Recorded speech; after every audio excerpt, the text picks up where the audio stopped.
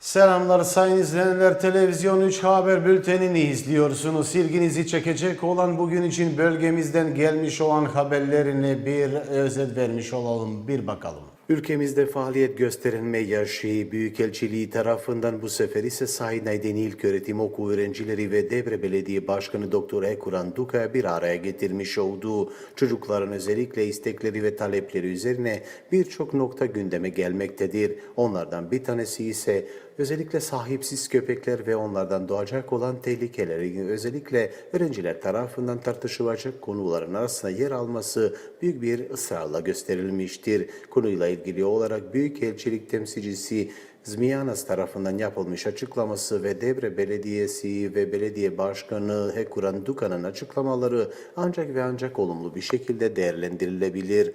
Öğrenciler yanı sıra Sayın Aydeni İlköğretim Okulu Müdürü Burim Kazıyu da katılmış oldu.